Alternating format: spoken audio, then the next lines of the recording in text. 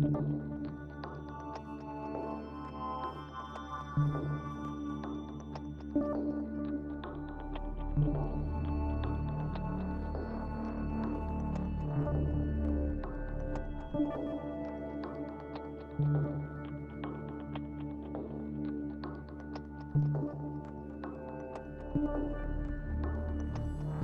us on Geek Blood, the show you can't ignore.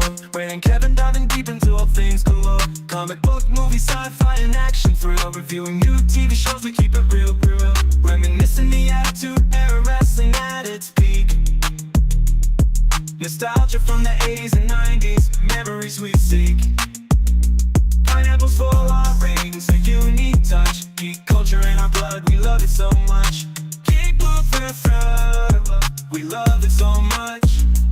Geek Blood, where we talk about it all, from superheroes to wrestlers. We stand tall, Ray and Kevin, the dynamic duo in sight. Geek Blood, shining brighter, shining bright.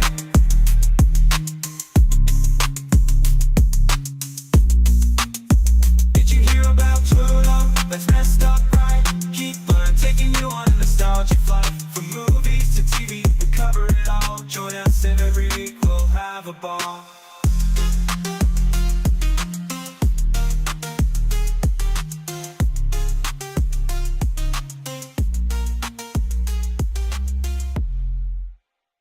Shuffle.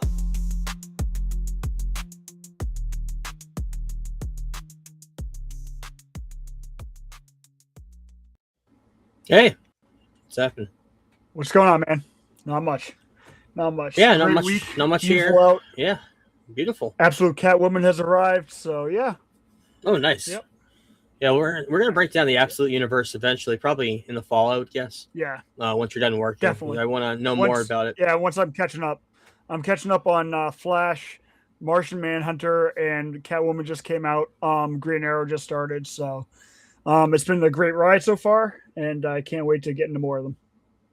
What's on the horizon going forward, like the next 6 months? Is there a Justice League like comic coming? To my knowledge, I'm not sure. There's always like runs, obviously. Right. But I'm not 100% sure. I'm pretty much paying attention to the Absolute stuff, and I'm like rereading. Like I'm still rereading Woman of Tomorrow to get ready for the movie. Right, yeah. Stuff Yeah. like that. So Yeah. Cool. Well, you had a executive decision that we're going to do a Teach Ray Sports last week. yes. We missed it, but I'm glad we waited because there's a lot of shit that happened in the NBA this week, and an incredible game 2 nights ago that I missed the second half completely because I was too tired to Did stay I? up. Yes. Let's get into a Teach Ray Sports. Let's do this. This is the theme to Teach Ray Sports. We needed a theme for Teach Ray Sports. I couldn't think of anything that would be original. I stole this instrumental from the Gary Shanley Show. This is the theme to Teach Ray Sports.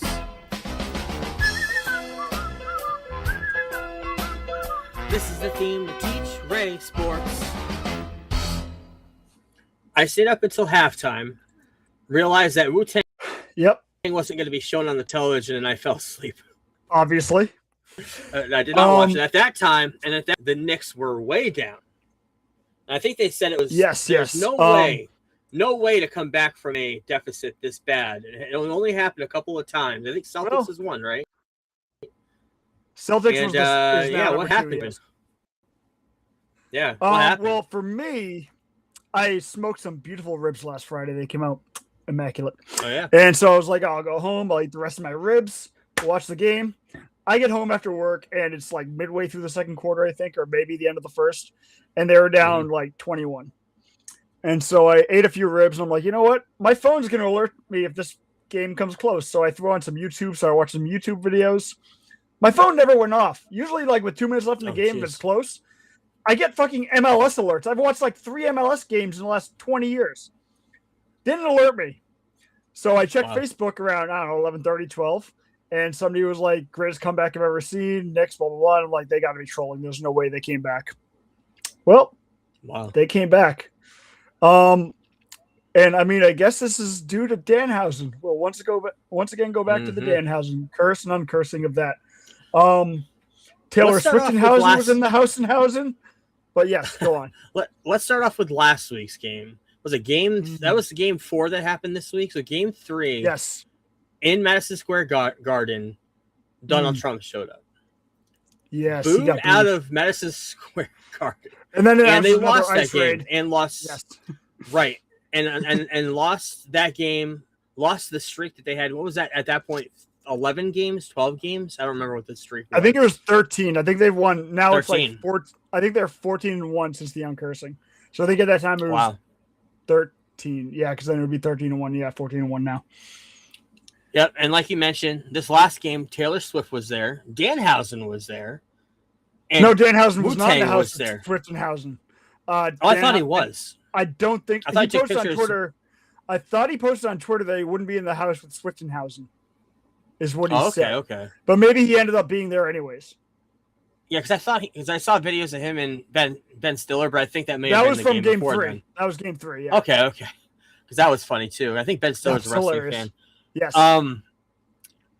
So they come back at the very end. They were, what was it, like 29 points or something like 29 that? 29 points. They were behind. Yep. And that's about where I fell asleep because I was like, well, if the commentators are saying that there's no way they can come back, it's only happened twice before. And it was not that, it was a long time ago. When was the last time that happened? Was it like 20 years ago? Celtics was 2008 against the Lakers, and that was 24 points, I believe. Okay. So that's the last thing I heard. And I was like, oh, fuck. If the Wu-Tang's not going to be on here, I mean, Wu-Tang, for the children, I need to go to bed. I needed to work in the morning, went to bed, got up, and I saw the same exact thing at 2 or 3 o'clock in the morning. Greatest comeback of all time. I was like, what? I don't watch this shit, so I'm hearing, all I hear is commentary in the beginning saying that can never happen. Then I see it happen, and I watched the highlight. It was down to like the last point, the last second of the last shot that got fucked up, got rebound. It's crazy. Yep. So here's the thing too. So De'Aaron Fox is the one that's taking all the blame for the Spurs. Mike Brown was fired because he said De'Aaron Fox was an idiot and needs to learn how to play basketball. Mike Brown is now the coach of the New York Knicks, or one of the coaches of the New York Knicks. So it's fucking hilarious that he said he's an idiot. He gets fired for that comment, and now they're one game away from winning the whole thing because De'Aaron Fox fucked up, which, by the way, it was a foul. De'Aaron Fox did get fouled. Watching live, it looked like the ball was blocked, but he did, in fact, get fouled, which I saw the next morning. But, yeah, it was crazy. Even the Celtics won. I was with a girl that night, and we were watching the game, and we decided to go to the movies, got to the movies, and found out the Celtics came back. So I haven't seen either one of the two comebacks. Wow. So, yeah. Yeah. Crazy. Kefko House. And did not see either one. Yeah, so maybe the curse was broken with Taylor Swift there. Maybe. Wu-Tang did do a great, I did see the concert later on. Yes. Did do a great showing in New York. Got the fans in New York pumped up. Mm-hmm. And maybe that's the energy they needed to definitely break the Trump curse. So game is tomorrow. Game in San Antonio, right? I believe so. Yeah, game tomorrow night. But here, like, the Spurs' best player is 22 years old, Victor Wembanyama. He's one of the most fun he's a tall guy. Yeah, he's 7'3" or some shit, and he can hit a three anywhere. Incredibly fun to watch. But he's 22. The first games they blew 14-point leads. They held on to a 12-point lead in game 3, the game they won, and then they blew the 29-point lead in game 4. Can I tell you something? Can I tell you something I noticed? What's that? Something that you taught me on Teach Race Sports about LeBron. There are a lot of similarities between this guy and LeBron as far as getting pushed down on the ground and making a big deal about it. I noticed that just watching the first half of this game. That's the NBA in general. SGA, Sean Gilgeous-Alexander, I believe is his name, for Oklahoma. Like, you breathe on that guy and you get a foul called against you.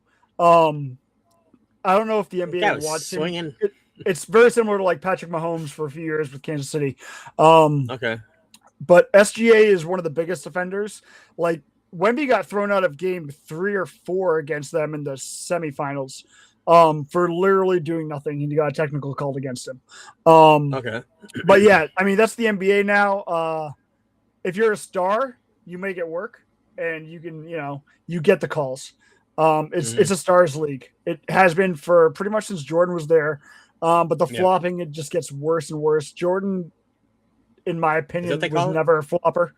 What's that? That's what they call it. That's what they call it, flopping. When you're making a big deal about it. Okay. Soccer's the same way. Professional soccer is the same way. I can see you see them flopping all over the place, like a little fish off a hook. But yeah, I mean, it's a stars league. Like. So it's a stars league. It is what it is. It's never going to change at this point, I don't think. Right. Like a lot of money here. Back in the day.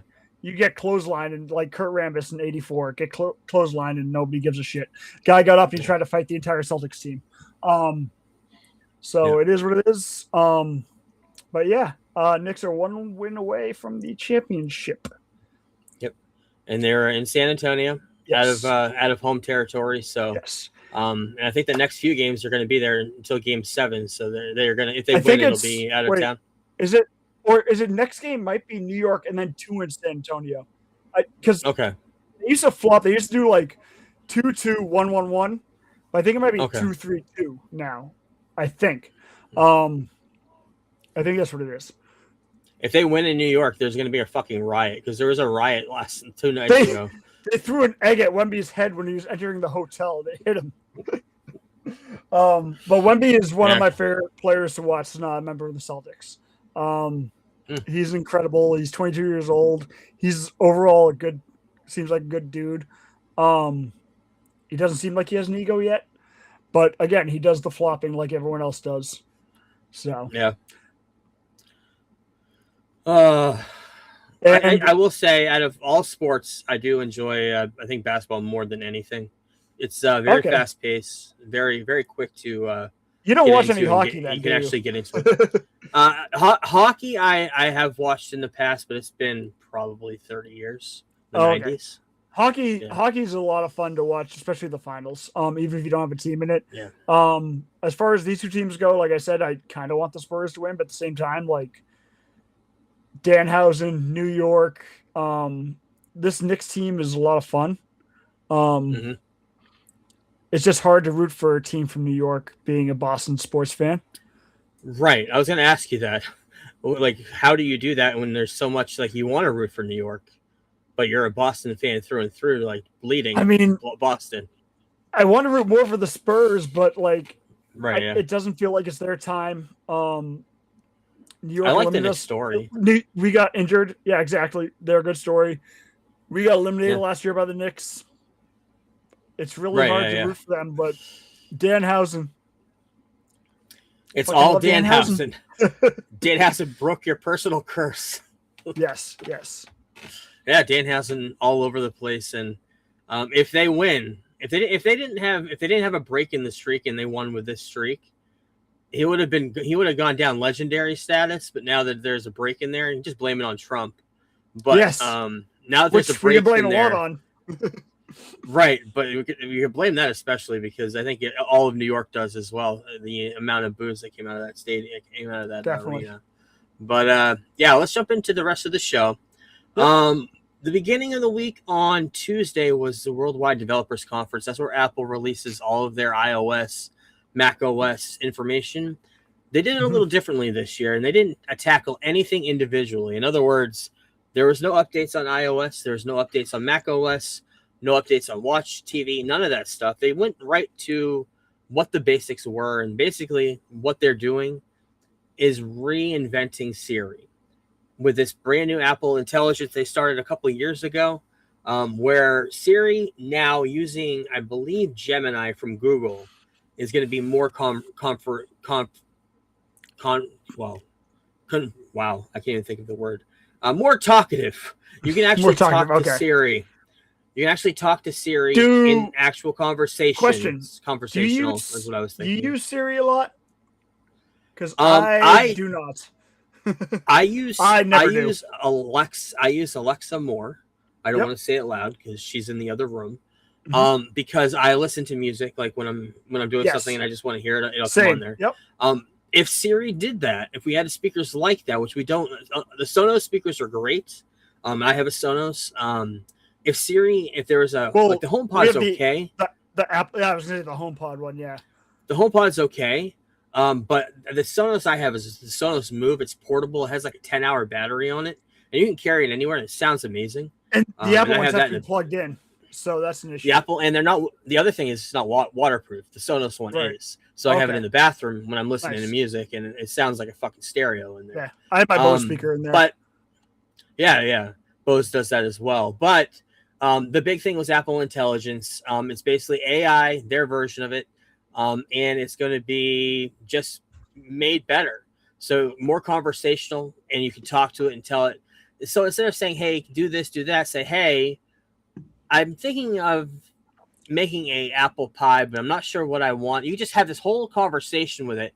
It'll take that conversation, break it down, and find the fundamentals of what you want, and it'll find it for you using Apple Intelligence, using its own intelligence, its own computing power, plus using Google, plus using Gemini, all of that stuff combined to get an answer for you right fast paced right then and there. And it's going to be working throughout all of the system. That's why they didn't do the individual iOS, watchOS. Mm-hmm. It's going to be working throughout everything. The reason why we haven't had an Apple TV yet, and I know you're waiting just like I am. What the fuck? For an upgrade, this is a year ago. A year ago, you were telling me.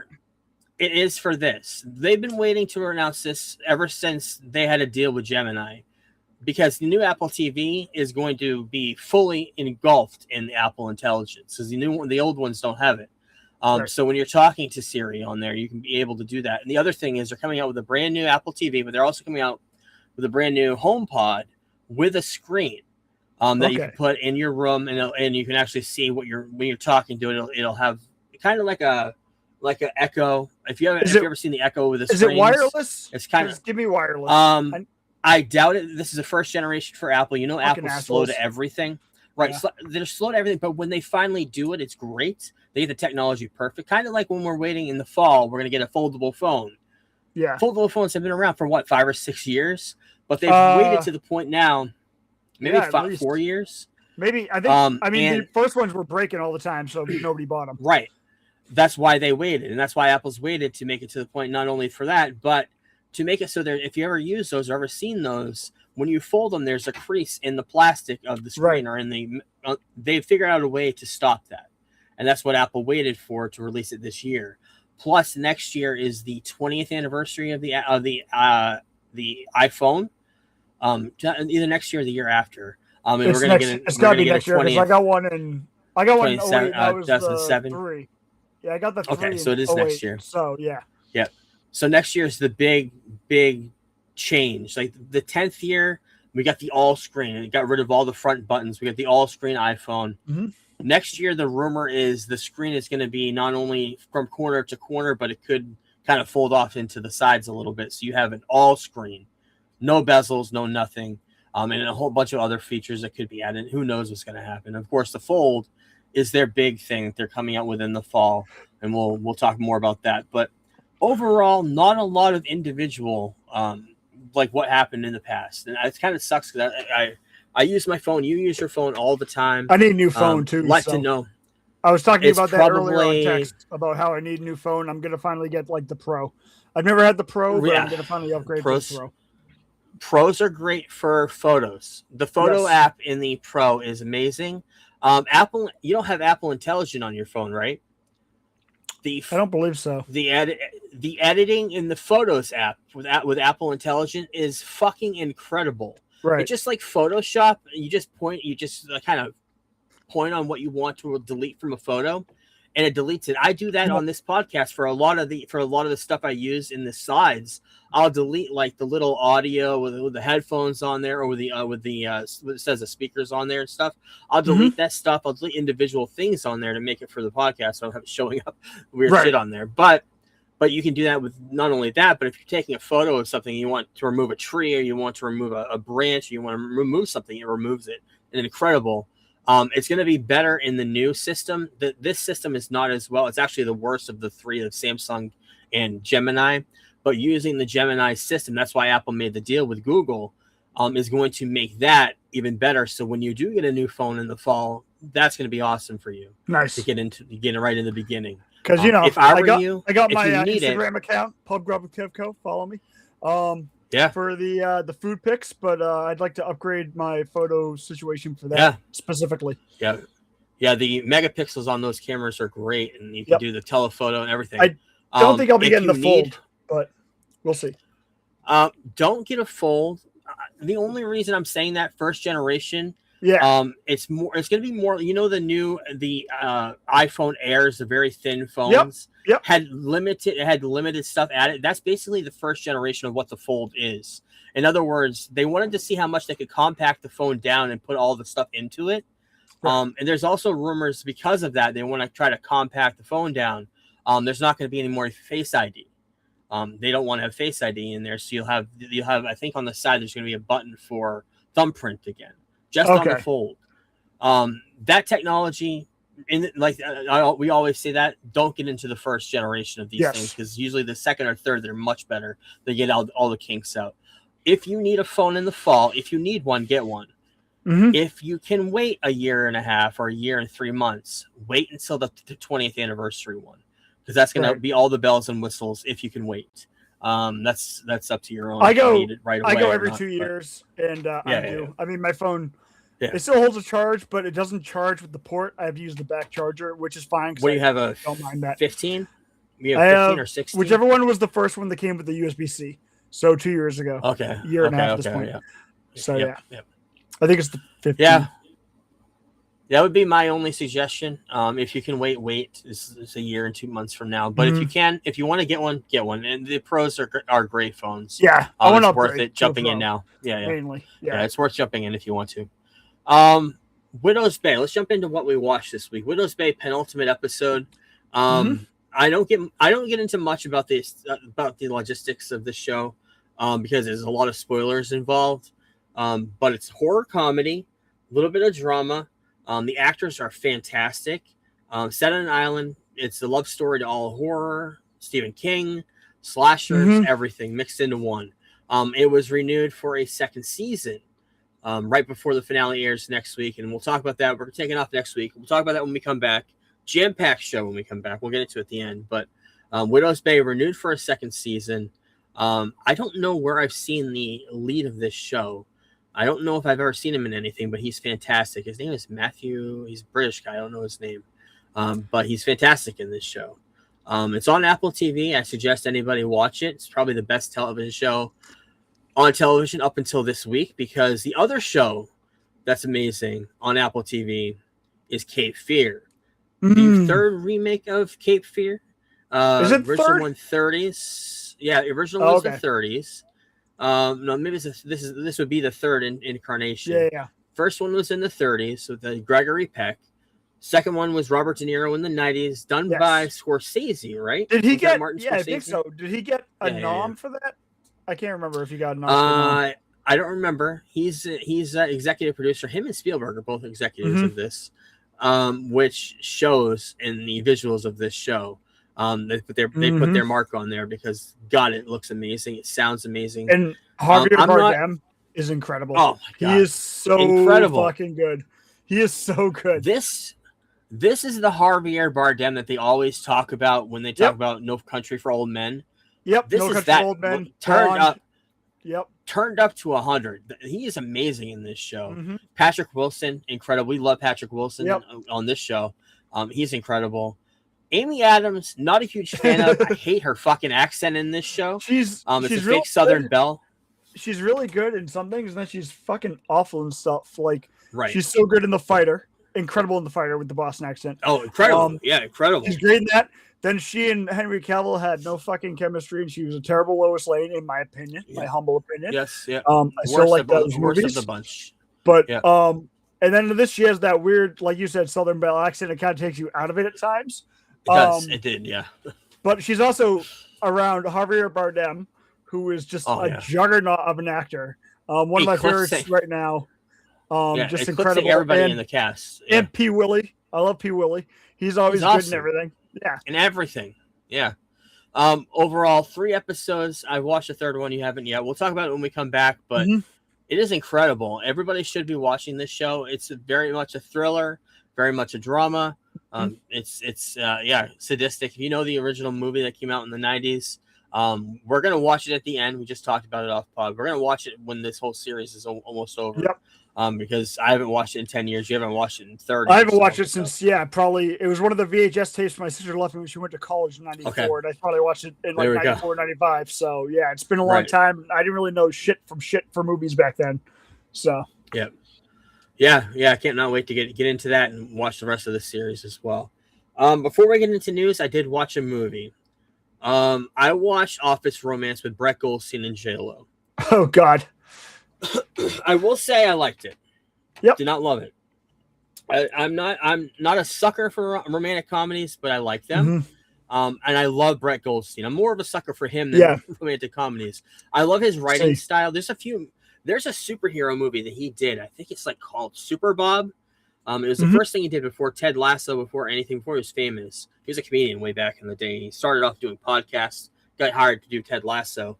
I want to watch that because he wrote that and he wrote this as well. He's written a few great things. I believe he had a part in Ted Lasso as well. Plus Shrinking, he's ahead of that. Yeah. So we already know his pedigree is amazing. So when you see him on screen in this, I fucking love it. I would suggest you may like some of this movie, except for the J-Lo part. I think you'll love his part of it. This is on Netflix if you want to watch it.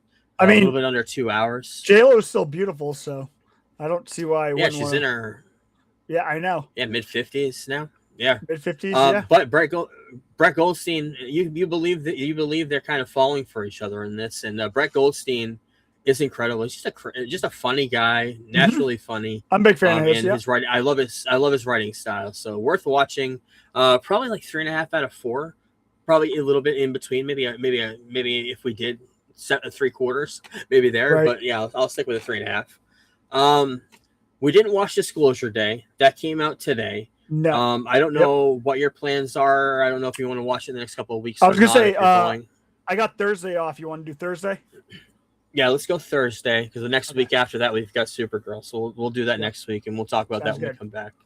But until then, let's get into the news.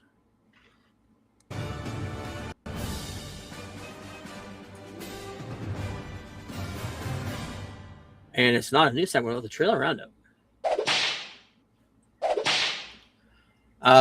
Brand new full trailer for a movie called The Dog Stars. Directed by Ridley Scott, starring Josh Brolin, Jacob Elordi.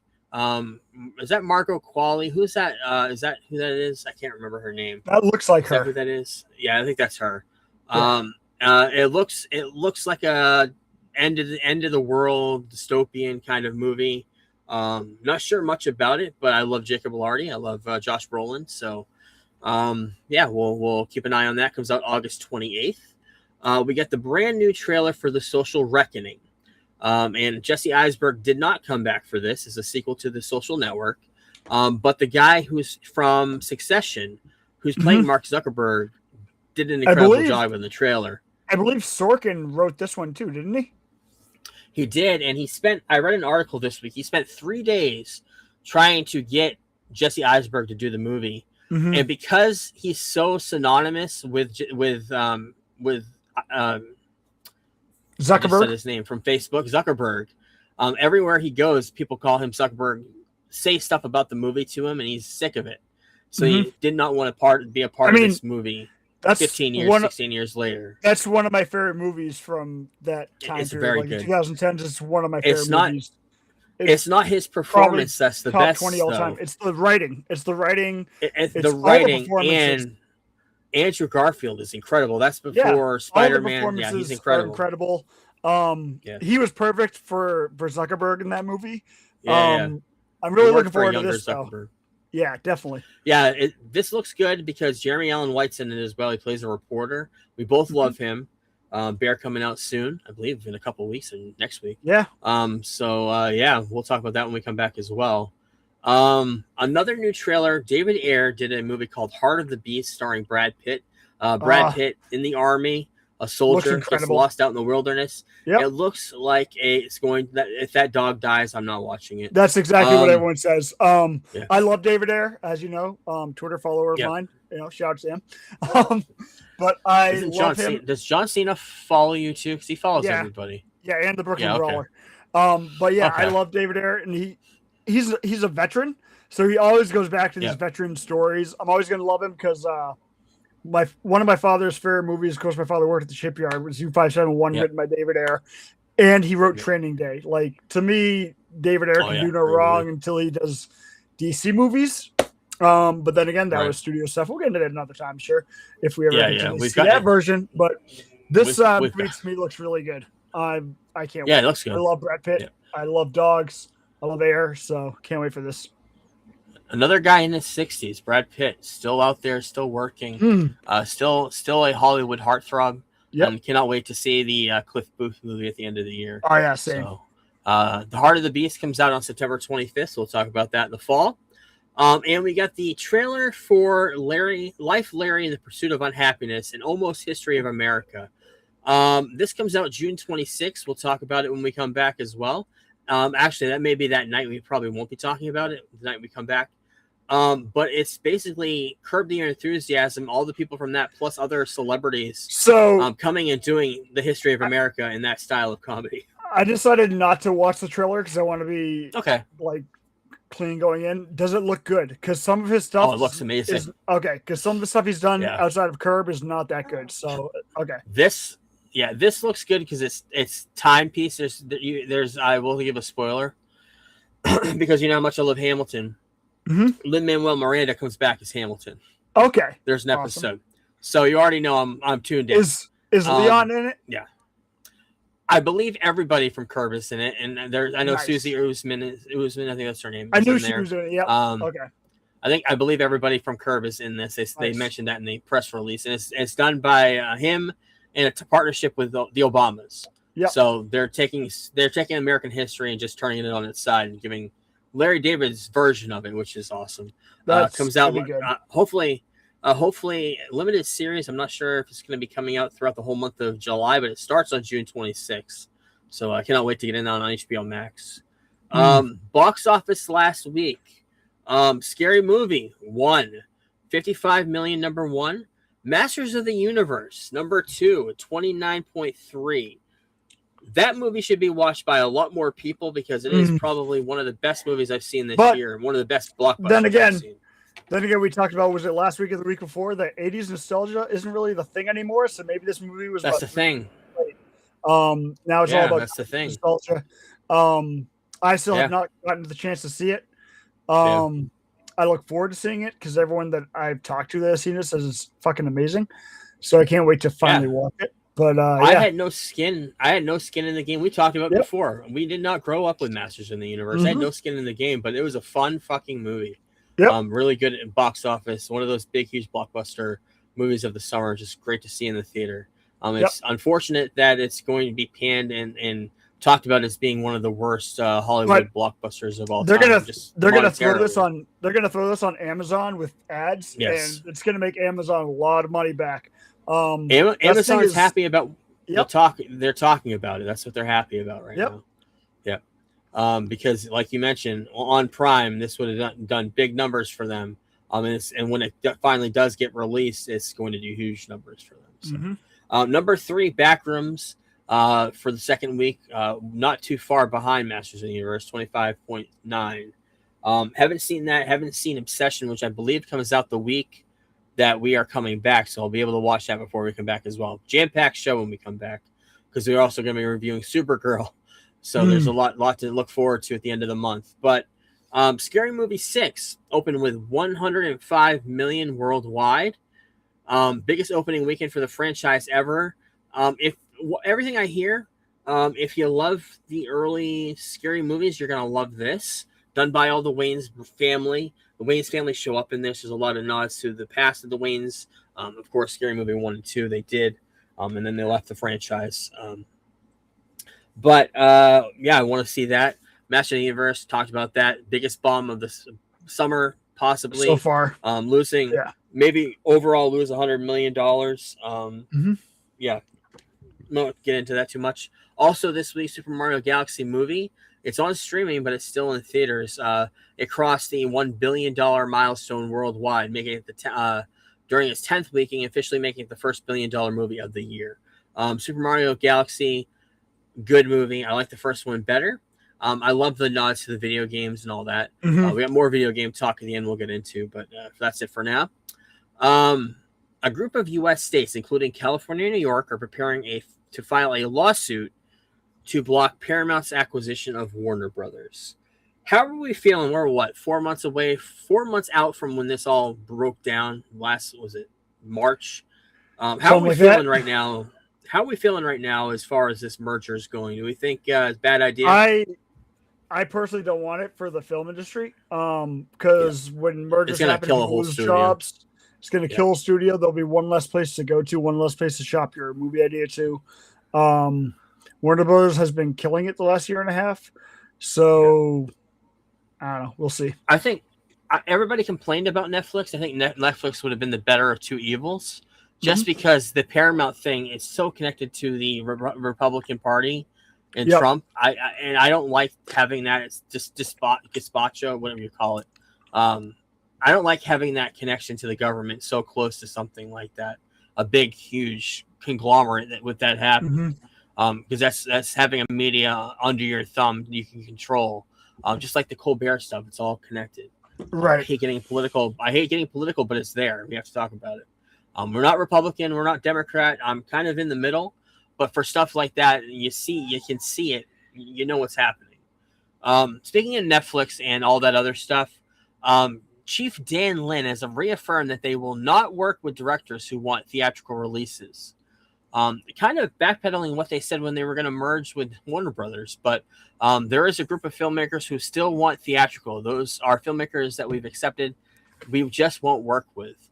It's kind of weird to backpedal when you were saying 3 months ago during this whole merger that you were going to be doing that you were going to go theatrical, but Netflix, bottom line, is streaming. That's where they get their money from subscribers. I understand it. They have some big, huge movies on that platform. If that Office romance movie had come out in theaters, I think it would have given decent numbers in theaters for the first couple of weekends. I know a lot of couples wouldn't have gone and seen that. So, Right. They're missing a huge market there. The Amazon's kind of with Master of the Universe and other movies. Of course, Bond's gonna be huge in the theater, but they've got their toes dipped in a little bit. But Netflix staying far away. Maybe a weekend here, first night there, like Stranger Things, but they won't dive deep into a theatrical plan, which is unfortunate for movie theaters. But big TV news this week is Doctor Who. Doctor Who was on a hiatus. There was already a Christmas special supposed to come out at the end of the year, and after 21 years, BBC made the official cancellation announcement for Doctor Who as we know it. Doctor Who came back 21 years ago. It had taken a hiatus at that point for 17 years. And it came back with Christopher Eccleston. It also came back with the showrunner, Russell T Davies, who did an amazing job with the first few seasons of Doctor Who when it came back. Of course, David Tennant, leading up to Matt Smith, the best years, in my opinion, of Doctor Who, modern Doctor Who. He stepped down. He was a showrunner. The production company that's been there since 2005 is no longer going to produce the show, Bad Wolf. So BBC not only looking for a new doctor, new showrunner, and a new production partner, and they're going to be taking a hiatus, not as long as the last hiatus. It could be just a few years, but they're going to regroup, find a new creator, and try to retell the Doctor Who story. Doctor Who in the last few years did get watered down. There's a lot of bad Doctor Who. I stopped watching right after I believe the 12th Doctor, Capaldi. Then there was a female Doctor. Then there was the African Doctor. He's not American, African Doctor. And then at the end, I believe David Tennant came back, regenerated as a Doctor as well. So other than that, I'm okay with this. It sucks. I did like Russell T Davies, what he did in the beginning. And I hope to see a resurgence in Doctor Who, because there's a lot of creators who could do a lot of amazing things right now. Just give somebody else the reins and see how they would take it. I would love to see a Nolan Doctor Who. I know he would never do it, but if he was a showrunner, Christopher Nolan or his brother Jonathan. Jonathan does a lot of TV, right? He I can does, see yeah. that. He did Yeah, I can see Westworld, that. right? Yeah. Yeah, because I can see him coming in. So they'd have to. I think in order to get the fans back on the pace for Doctor Who, they'd have to have a big name come in. Unfortunately, big names are all directors of movies. This is kind of for Nolan, that would be a step back. For Jonathan Nolan, I can see. I don't know who else. Another British person that could come in there, but I love Doctor Who. An incredible story. I only got into it recently in the last 16 years, but I binged that whole entire beginning of this new run of Doctor Who, and it's amazing. And I remember watching it on PBS when I was a kid too, with the guy with the scarf, way back in the day. I can't remember what doctor number he was, but yeah. So we'll talk about that in a few years. A live action Gem in the Hologram series is in the works. Everybody working off of all these 80s cartoons. We just had Masters of the Universe. We had Barbie, the toy line. Gem was huge in the 80s, so that's coming on Prime Video. Speaking of Jonathan Nolan, he's producing the series. He's also produced Fallout. So yeah, we'll have to wait and see on that. Speaking of things we loved as in our childhood, Ghostbusters coming out with a brand new animated series in 2027 on Netflix called Ghostbusters Night Shift, and that's the first look of it. No other information other than that. They announced that on Ghostbusters Day, which I believe was the 40th anniversary of when they released Ghostbusters. No, that can't be. No, that could have been it, because that would have been 83. I don't know. It's just Ghostbusters Day is what they call it, but they did announce that.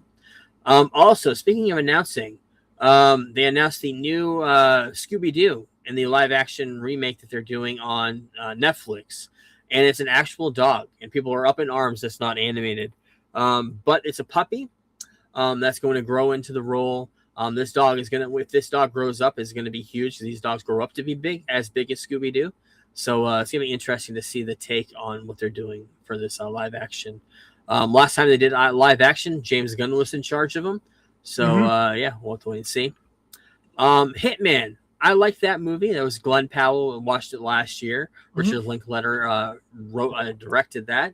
And they're making a series of that coming out on Netflix with I don't believe Glenn Powell's attached, but I think he's a producer. Not attached to star. Right? He's not attached to star, but he's going to produce it with Richard Linklater.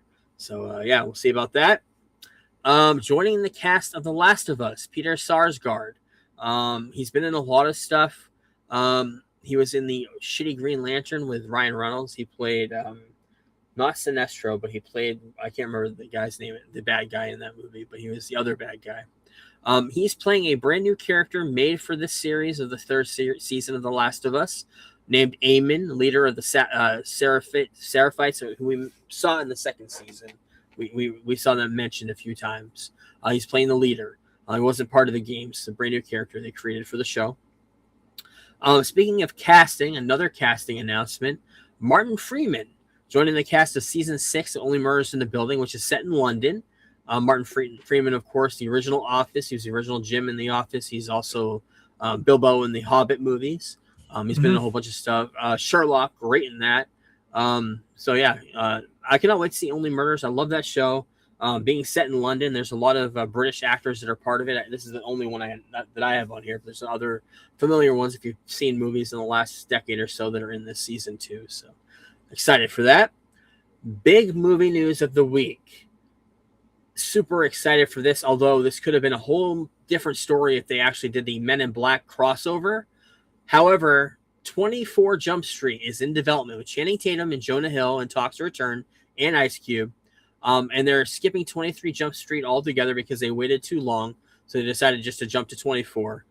Plus, there's a joke in the original 21 Jump Street where they say 23 Jump Street is taken over by a church. So they can't live there. So they have to move down the street to 24 Jump Street. So there actually is canon in what they talked about in the movies. But I love those movies. I love Channing Tatum. I think his comedy chops in these movies is outstanding. It starts off with them in high school and Jonah Hill with the blonde Eminem haircut listening to The Real Slim Shady. So yeah, watch those movies if you've never seen them. They're great movies. So yeah, that just announced this week. Cannot wait for that. Also announced, Hugh Jackman is going to be in a Long John Silver movie, Treasure Island, starring as Long John Silver, directed by Ridley Scott. That Treasure Island has not been done in a very long time. Muppet Treasure Island is the last one I remember, and then there was a big movie a Disney movie back in, I want to say 60s, 50s maybe. Other than that, Treasure Island has not been touched much, but it's a very popular book. Came out a long time ago. Ridley Scott is going to be. Yeah, Ridley Scott can be in charge of that. So Hugh Jackman cast as the big, huge ass pirate. So cool. Helldivers. We talked about Jason Momoa being part of that movie, and he exited it. Justin Lin was directing it, and he had to leave the franchise. Not sure why. Not sure who's going to take his place, but that was announced this week. Jason Momoa is everywhere. He's going to be in Supergirl in a couple weeks. Mm-hmm. So yeah, maybe just busy. Who knows? And George Miller. He's looking to develop a final Mad Max movie and television series. From what I hear, Warner Brothers passed on his new Mad Max movie. I mean, Furiosa bombed hard, so right. So he's passing it around to Amazon, Universal, and Sony to see if they're interested in acquiring the rights. So that was announced this week. Mad Max, I'm about 50-50 on. I love the newer stuff. I love Mad Max Fury Road. Furiosa was okay.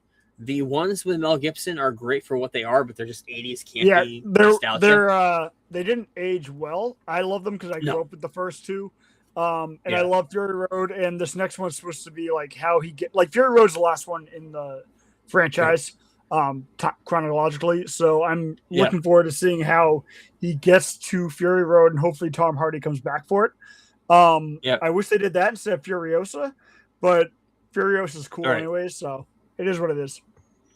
Yeah, we'll keep an eye on that. Because Fury Road was just a visually stunning movie. I remember that and how great it is, and of course Tom Hardy didn't speak a word in that movie at all. Just his emoting throughout the whole entire thing was great. And there was a bunch we talked about last week that E3 doesn't happen anymore, so there was a bunch of video games. We ended off with State of Play with PlayStation. They announced a whole bunch of stuff. The Wolverine game looks amazing. And also, after we got off the air last week, after we got off the podcast, IGN had their summer of games. They announced a few other ones. This is the beginning of a whole avalanche of game news that came out last week. Mm-hmm. They announced first off the Galaxy Racer is coming out pre-ordering coming out October 6th, already pre-ordering today. This of course is pod racing, the new generation. Looks amazing. Yes. Pod racing on crack, it looks like. But the big thing that they announced that nobody knew about was they're doing a video game of the Teenage Mutant Ninja Turtles, The Last Ronin. The trailer looks amazing. Of course, no gameplay yet, but we know there was supposed to be a movie. The movie got canceled. Mm-hmm. They're going back to the animated realm for the next one. And I believe they're actually working on a live action, but we'll have to wait and see on that. But they were going to do a Last Ronin. They canceled it. Now they turned it into a video game. I think it'll work better for that story anyway. So yeah, that's what IGN announced. Then a couple of days later, Xbox had their Xbox Game Showcase. We don't play Xbox, but they did announce a lot of cross-gen platforms. They did announce a new Series X25, a 25th anniversary Xbox. Limited edition see-through green. That was an iconic color back in the day. They announced another game called The Magicians, The Devil's Deal. The trailer looked amazing. I wanted to bring that up. We're going to keep an eye on that. It comes out on PS5 as well. They also announced a brand new Crazy Taxi World Tour. I believe this is a remake of the original game. I'm not sure if it's a full new game. I think it's a remake. But that comes out on not only Xbox but PlayStation as well, and Switch. They announced a new trailer for Fable, and that is coming out on February 23rd. Agent Carter, she's playing the lead in this, the lead villain. Nice. Haley Atwell. Okay. That's the other thing they announced. That's coming out on all the platforms as well, PS5 and Xbox. Announced the Halo coming out on July 28th, just next month.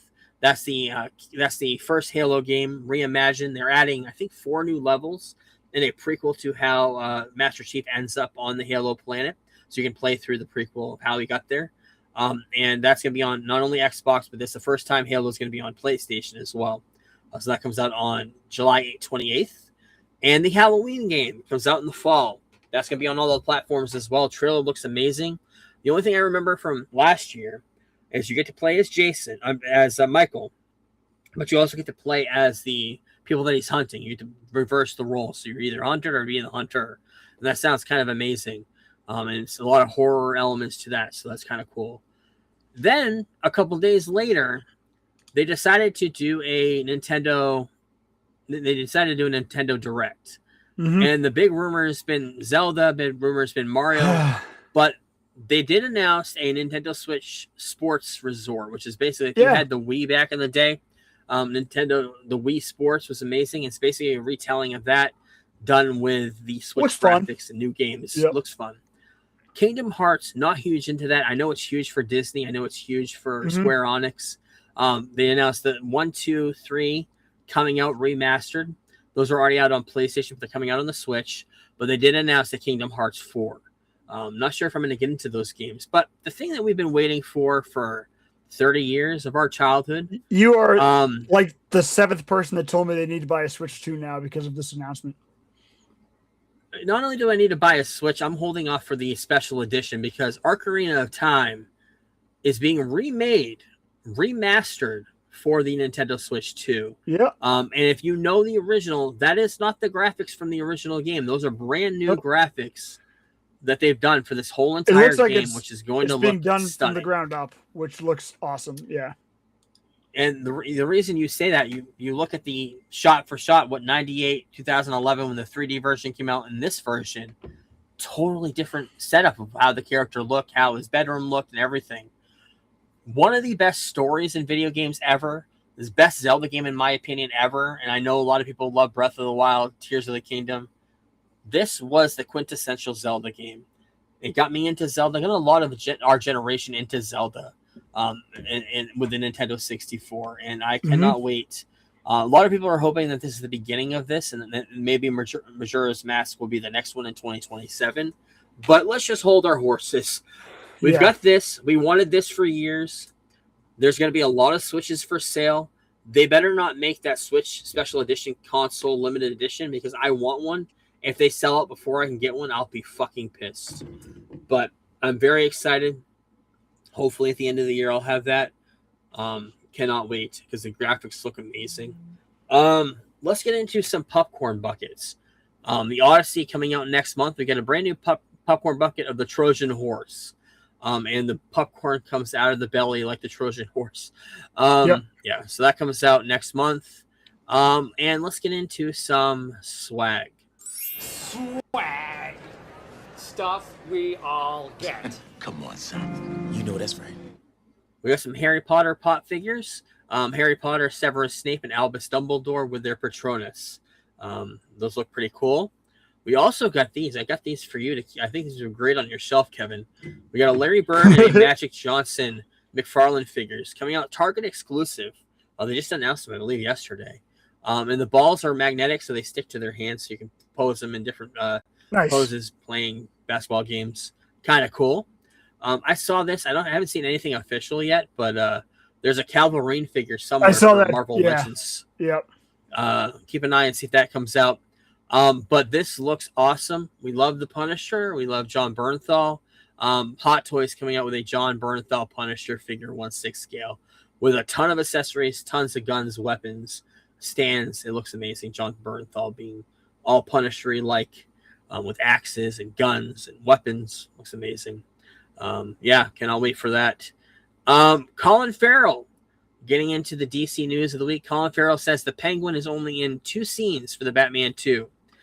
He's been talking a lot about that. He's read the script and said that he's not in it much. He had a whole series, so understandable. Yep. They want to go expand the universe somewhere else. More Batman 2 news. This came out today. Rumors that Sebastian Stan is not going to be playing Harvey Dent. Rumors that he's going to be playing Victor Zsasz, who's been in a couple. He's been in Batman. He's been in Batman Begins, right? He was in Batman Begins. Just in the And he was background or something. also Yeah. he was in another movie too, one of the other Batman movies, or maybe it's a TV show I'm thinking of. He was in Gotham. But rumors that he's going to be playing him instead of Harvey Dent. The actual actor who's going to be playing Harvey Dent is Brian Tyree Henry, Paperboy from Atlanta. That came out today. I'm not sure about that. But again, The it's other also news is- Snyder, so we'll see. Right. The other news that came out of that article was the Court of Owls do play a part in this next movie. So yeah, we'll have to wait and see on that. And we got new pictures from the set of Man of Tomorrow. Superman, Lex Luthor in his suit fighting each other in the middle of the streets. Superman with a damaged suit. Looks like it's been ripped apart by a bomb or something, or by a rocket. Cannot wait for that movie. I'm very excited for Lex's new armor. So yes, awesome. same. And finally, in news, I wanted to bring this up. I know you're a fan of Coy. Coy does his show on DC Coy John Showcase. Yes. And there's a viral video going around. I think it came out 6 to 8 months ago of him talking about X-Men coming into the MCU and Wolverine. And I wanted to bring up that theory. I'm sure you've seen it. I reposted it on our TikTok. By the way, follow all our socials.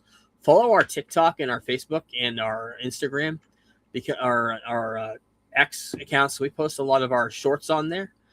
So if you want to see videos of what we talk about on here.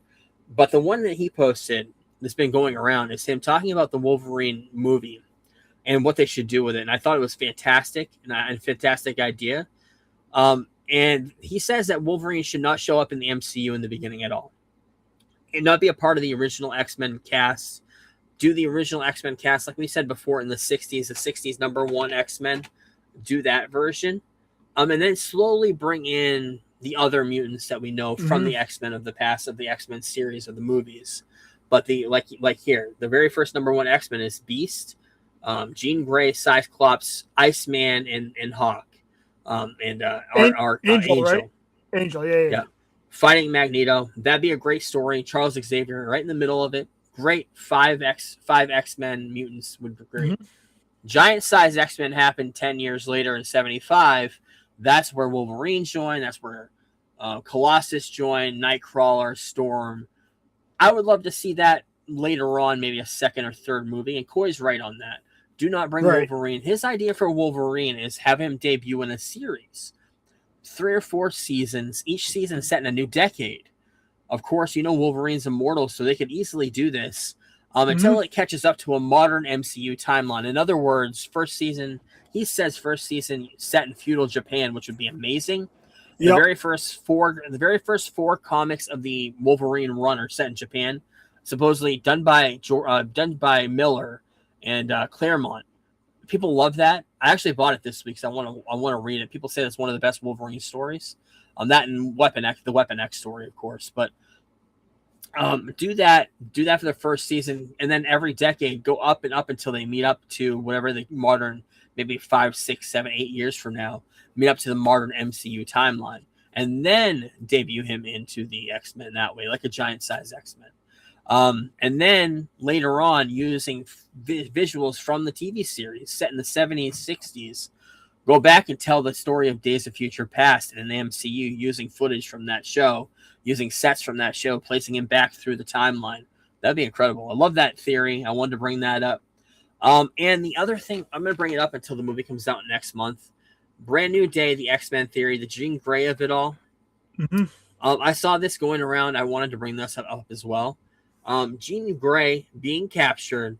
The world doesn't understand mutants, doesn't even know they are around. The government does, and they're investigating it. The new trailer comes out. We'll talk about it when we come back. It's probably going to come out next week when the tickets go on sale for Spider-Man Brand New Day. But supposedly in the trailer, if you've seen it online, because it has leaked, the government is asking Peter Parker for help to find Jean Grey, or find Sadie Sink's character, who we were speculating is Jean Grey. Because for some reason, Jean Grey's powers don't work on Peter for some reason. Not sure why. We'll find that out. But what if Charles Xavier has a school in Westchester County? And like Peter, he made the world forget the existence of mutants, or he's just hid them from the world using maybe Cerebro, Who knows? Mhm. And the theory is Jean Grey, her power is so strong. There's in this leaked trailer, there's a burst of power that comes out of her, and maybe that's where mutants are not only found in America and the world, but maybe that's where the mutant gene comes to life. Maybe she kind of reinvigorates the mutant gene in a lot of people around, and that's could be why Peter is kind of acting out and becoming speculation, maybe Man Spider. And of course, we talked about it before, the animated series from the 90s. When Spider-Man has that problem where his mutations are going out of control, he grows to 6 arms, becomes a Man Spider. He goes to Xavier's school and tries to get his help and the X-Men's help. At this point, it's almost a foregone conclusion he's going to be a Man Spider or some version of that, but brings him into that secret society, and could be bringing the audience closer to actually having an X-Men reveal by the end of this movie. I'm not sure if that's going to happen. I'm not sure if we're going to get a new Xavier or not, but if Jean Grey's in this, anything can happen. Right. Also, with each new MCU release, solo movie here on out, could we be getting a debut of New Mutants? We could be getting Jean Grey in this, but could we be getting a Storm in Black Panther? The other thing that Coy talked about in his video is Storm. Storm is a claustrophobic, very claustrophobic person, but her power is so tremendous, so powerful, that she has the power to control all elements of weather. Right. And having that inner power of being so closed off, so scared of being closed off, and then having the whole control of the world around you. He mentioned it. Telling that story would be incredible. Hearing Coogler telling that story in a Black Panther movie would be even better. So I don't know about that. Doctor Strange, he could show up. Doctor Strange could show up. Charles Xavier, Magic, another mutant. Blade, Jubilee, Nightcrawler, Mystique, the whole Nightcrawler Mystique thing could show up in that movie. Shang-Chi, Logan, Wolverine could debut in that. In Madripoor, who knows? There's a whole bunch of solo movies we probably don't even know about. We don't know what the trajectory is of the MCU after Secret Wars, but kind of an idea that I had that I seen going around as well. I wanted to kind of glom upon. Like I mentioned, Jean Grey's powers, could they trigger the mutations across the world? There's a line in the trailer that's leaked about DNA mutating, not just Peter's. And there is a massive energy burst that comes out off of this island that she's being held at. Could that be the moment mutants are born in the MCU? Instead of Secret Wars revealing the X-Men were always here, it would be a great way, a brand new day, being that true genesis of how mutants end up in the MCU instead. I'd love that more. I think Secret Wars right now has way too much going on. Plus, we got the old X-Men. Bring some. This is a brand new way of telling that story without going into the old way of telling it. It also could reinvigorate. If Magneto and Xavier are seeing all this happen, it would set the stage for them to emerge the years after Doomsday, the years after Secret Wars. If Jean accidentally or intentionally awakens all the X genes on the globe, it would give the stage of them versus each other, versus the government, setting the stage for that going forward. A lot of potential here. Coy has some great arguments. There's some great arguments here as well of what they could do. I really think we say it about Star Wars, we say it about Marvel, we say about DC. Don't swerve the fans. The fans love this shit. The fans have read these comic books. There's a history here. James Gunn knows that. He goes right to the comic books when he tells a story. Woman of Tomorrow is going to be a shot for shot, almost storytelling of that comic book. Don't go away. That's when we have the problem with Batman and Robin from 1998 with Schwarzenegger. Don't go away from the source material. Stay close to it. That's what matters to us as fans. That's what matters to the audience. They're going to go see these movies. Make something that the audience already loves, and we will go out in droves to watch it. And we also, speaking of Spider-Man Brand New Day, get a brand new trailer. Like I mentioned, trailer comes out, brand new poster. Trailer comes out next week. And the full trailer, I'm sure they've refigured it since it leaked. So we'll see tickets go on sale as well. July 31st, that comes out a couple days early for Amazon Prime members, but we're not doing that.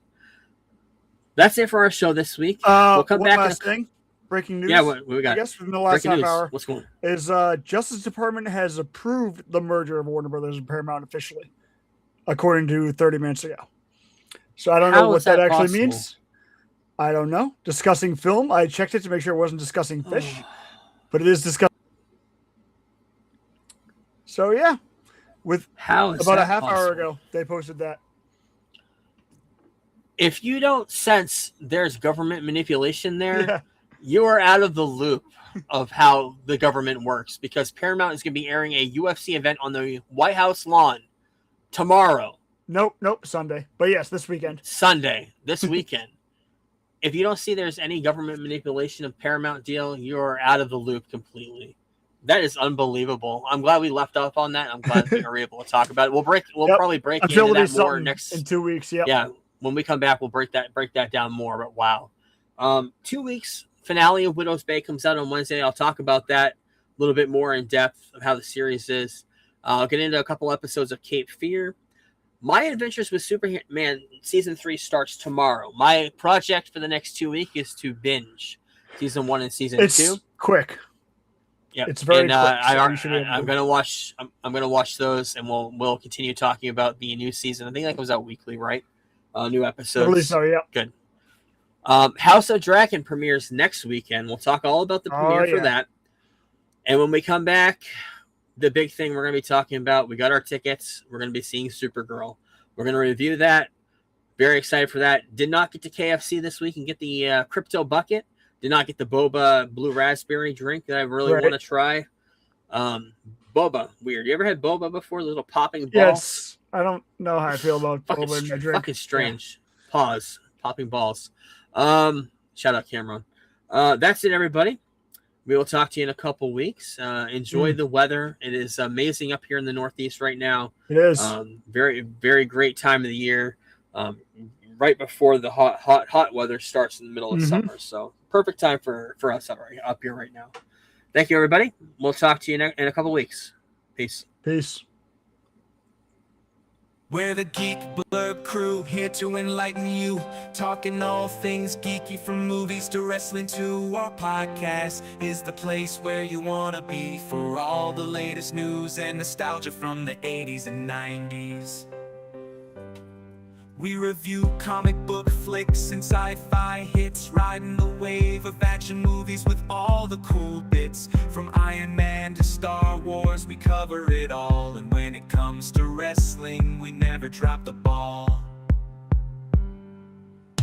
Geek Blurb, we're the kings of the nerds, rating movies and pineapples, our opinions never blurred. Join us each week for a geeky chat with the latest news and a dose of nostalgia that. So if you're a fan of the comic book craze, or a lover of sci-fi and all its maze, tune in to Geek Blurb. We're here to entertain, bringing you the best in geekdom. It's our domain.